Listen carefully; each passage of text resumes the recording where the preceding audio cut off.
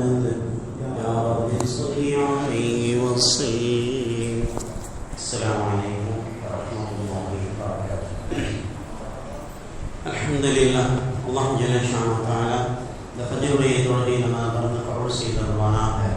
நம் கண்டுபிடித்த நேரம் முதல் கண்மூலம் நேரம் வரை கண்மணி நாயகம் ரசூலுல்லாஹி ஸல்லல்லாஹு அலைஹி வஸல்லம் அவர்கள் மீது அதிகமாக ஸலவாத் சொல்வதற்குரிய ஆர்வத்தையும் ஆசத்தையும் ஏற்படுத்தி தருவானாக. அதன் மூலமாக நபிகள் நாயகம் ஸல்லல்லாஹு அலைஹி வஸல்லம் அவருடைய ஜியாரத்தை இந்த உலகத்திலும் ஷஃபாஅத்தை மறு உலகத்திலும் நசீபாக்கி அவர்களோடு சொர்க்கத்திற்கும் பாக்கியத்தையும் தந்தருவானாக. வாழும் காலமெல்லாம் அல்லாஹ்வின் தொழுகை நிறைவேற்றி மரணிக்கும் நேரத்தில் கலிமா தய்யிபாவோடு மரணிக்கும் பாக்கியத்தை தருவானாக. உலகில் நிலவும் நோய் நொடிகள், வியாதிகள், விபத்துகள், கடன், கண்ணீர் போன்ற கஷ்டங்களில் இருந்து பாதுகாத்து சலாமத்தான முறையில் வாழச் செய்வானாக. இயற்கை சீற்றங்களின் இழப்புகளிலிருந்து பாதுகாப்பானாக. மருத்துவமனை செலவுகள், பதட்டங்களை விட்டும் திடீர் மரணங்களை விட்டும் பாதுகாத்தருவானாக. ஆகுமான வருமானங்களை கொண்டு போதுமாக்கி ஆகாத வருமானங்களை விட்டு முழுவதுமாக பாதுகாத்தருவானாக. நம்முடைய ஆசைகள், ஆவல்கள், தேட்டங்கள், தேடல்கள் நம்முடைய அத்தனையும் அவனுக்கு பொருத்தமானதாக்கி வைத்து அவை விரைவாகவும் செய்து முடிப்பதற்கு அல்லாஹ் தௌஃபீக் செய்வானாக. பிஸ்மில்லாஹிர் ரஹ்மானிர் ரஹீம். وأقيموا الصلاة وآتوا الزكاة وما تقدموا لأنفسكم من خير تجدوه عند الله إن الله بما تعملون بصير. அடுத்ததாக தொழுகையை கடைபிடிக்குமாறும் ஏழைகளுக்கும் பிறருக்கும் இல்லாதவர்களுக்கும் உதவி செய்யக்கூடிய ஜகாத் என்னும் கடமையை கொடுத்து வருமானம் அல்லாஹ் தஆலா இங்கே கட்டளை இடுகிறார். உங்களுக்காக நீங்கள் முன்கூட்டி அனுப்பி வைக்கும் எந்த நன்மையானாலும் அதை நீங்கள் அல்லாஹ்விடம் பெற்றுக்கொள்வீர்கள் என்று இந்த வசனத்தின் மூலமாக அல்லாஹ் சொல்கிறார். இங்கே ரெண்டு விஷயத்தை பற்றி அல்லாஹ் தஆலா மிக முக்கியமாக பேசுகிறார். நிறைய இடங்களில் குர்ஆனில் அகீமுஸ் ஸலாத் வ ஆத்துஸ் ஸகாத் தொழுகையும் ஜகாத்தையும் இணைத்தே அல்லாஹ் பேசுவான். ஏன் இது ரெண்டையும் சேர்க்கணும்? 5 கடமைகள் இருக்கு. கலிமா, நோன்பு இருக்கிறது, ஹஜ் இருக்கிறது. இந்த 5 கடமைகளில் தொழுகையும் ஜகாத்தையும் மற்றும் இணைத்து அதிகமான இடங்கள்ல பேசுவதற்குண்டான காரணம் என்பதாக அது விஷயமாக ஆராய்ச்சி செய்கின்ற பொழுது சொல்வார்கள். தொழுகை நான் எனக்கு என்னுடைய இறைவனுக்காக செலுத்துகிற கடமை. ஜகாத் இறைவனுக்காக வேண்டி என்று நான் நிறைவேற்றினாலும் அது ஏழைகள், இயலாதவர்கள், வறியவர்கள், தன்னுடைய வறுமையை வெளியில் சொல்ல முடியாதவர்களுக்காக நான் வலிய வந்து செய்யக்கூடிய உதவி. ஷரியத்துடைய எந்த சட்டமாக இருந்தாலும் சரி அல்லது கடமைகளாக இருந்தாலும் சரி, அதில் நாம் சற்று கூர்ந்து கவனித்தால் ஒரு விஷயம் புலப்படும். அல்லாஹ் தஆலா தனக்கு செலுத்துகிற கடமைகளை விட பிற அடியார்கள், சக மனிதர்களுடைய விஷயத்தில் நீங்கள் சரியாக நடந்து கொள்ள வேண்டும் என்று அல்லாஹ் சொல்றோம். நம்ம நிறைய விஷயங்கள் கேள்விப்பட்டிருக்கோம். நாளை மறுமையில் அல்லாஹ்விடத்தில் மன்னிப்பு கேட்பதற்காக மனிதர்கள் மன்றாடி கொண்டிருக்கும் பொழுது அல்லாஹ் சொல்லுவான், இந்த மனிதனுடைய மனசை நீ கஷ்டப்படுத்தி இருக்க, உன்னுடைய உறவு, உன்னுடைய அண்ணன், உன்னுடைய தம்பி, நீ தந்தையும் மகனுமாக உலகத்தில் வாழ்ந்திருக்கிறீர்கள், உங்களுடைய உறவில் நீங்கள் விரிசல் கண்டிருக்கிறீர்கள், அதை சரி பண்ணிட்டு வாங்கணும். நிச்சயமா அதை சரி பண்ணி அல்லாஹ் மன்னிக்க தயார். அதுக்கு முன்னாடி என்ன நிபந்தனை, ஷர்த் என்ன? மனிதர்களில் என்னுடைய உறவென்று என்னிடம் ஒப்படைக்கப்பட்டவருடைய உள்ளத்தை நான் சரியாக வைத்திருந்தேனா?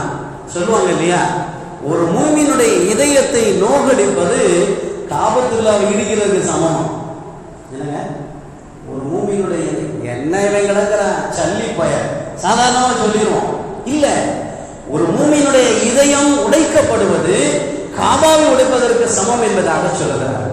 எனவேதான் அல்லாஹ் என்ன செய்யறான், தொழுகையை பேசுகின்ற நேரம் எல்லாம் ஜகாத்தை பேசுவோம். தொழுகை இறைவனுக்காக வேண்டி செலுத்தப்படுகின்ற கடமை, அதே நேரத்தில் ஜகாத் பிற மனிதர்கள், சக மனிதர்களுடைய மனதை புரிந்து கொள்ளும். ஒரு மனுஷன் அடுத்தவங்களுடைய மனுஷனே கிடையாது. மனுஷன் என்ன செய்யணும்?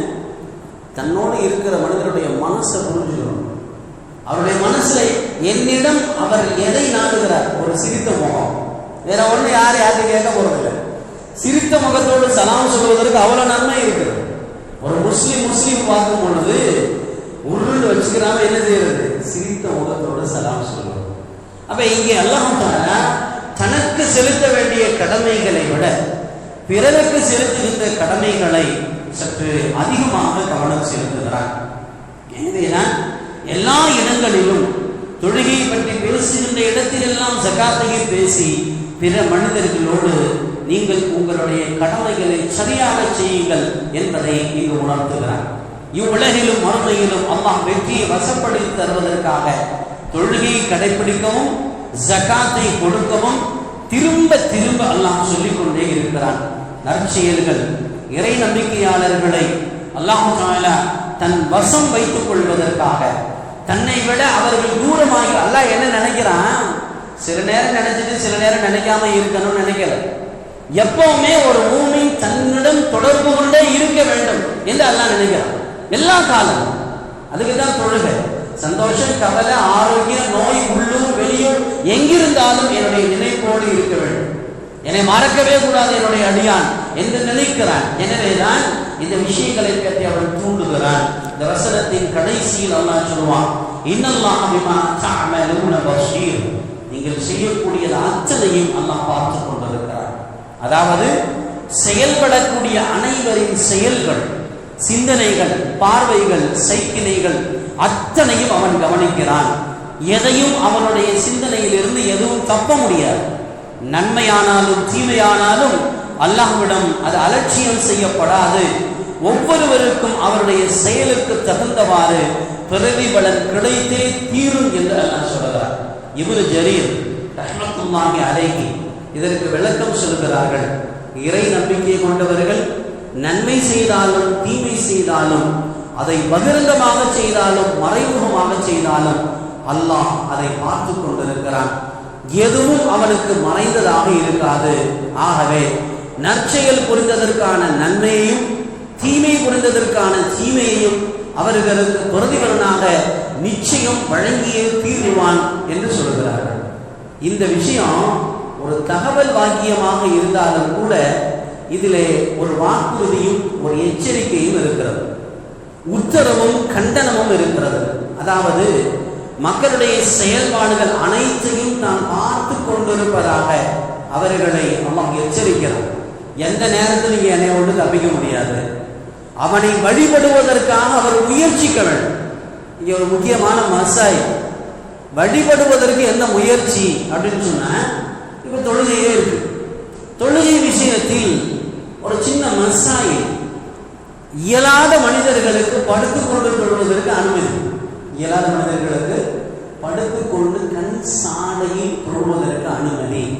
அதே நேரத்தில் அவரால் உட்கார்ந்து தொழ முடியும் நிலைமை வென்றுவிட்டால் படுத்து தொழுவது கூட. மசாய் வழங்கினீங்களா இல்லையா? படுத்து தொழுவது யாருக்கு கூட? உட்கார்ந்து கூட தொழுக முடியல. அவர்கள் படுத்துக்கொண்டு சுபிலான் பக்கம் காலை நீட்டி கண் சாடையால அல்லது கைகளால தொழுதா தொழுக கூடும். அதே நேரம் அவர் சற்று ஆரோக்கியம் சற்று உயர்ந்து அமர்ந்து தொழக்கூடிய நிலைக்கு வந்துட்டாங்க, படுத்து தொழுவது கூடாது. படுத்து தொழுவது கூடாது. அதே போல அமர்ந்து தொழுவது கூடும். எது வரைக்கும் என்றால் நின்று தொழ முடியாது என்ற கட்டத்தில் இருந்தால் அவருக்கு அமர்ந்து தொழுவது கூடும்.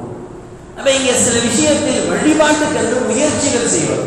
இமாம் அபூ ஹனீஃபா ரஹ்மத்துல்லாஹி சொல்றாங்க, நான் ஏற்கனவே சுத்தமாக இருந்தாலும் தொழுகைக்காக வேண்டி என்னை சுத்தப்படுத்திக் கொள்வது, என்னை அலங்காரப்படுத்திக் கொள்வது, ஏன்னா போய் நிற்கிறது சாதாரண ஆளுக்கு முன்னாடி இல்லை, சர்வ வல்லமை படுத்த உலகத்தையும் மறு உலகத்தையும் கட்டி ஆட்சி செய்கிற அந்த அல்லாஹ்வுக்கு முன்னாடி போய் நிற்க போற.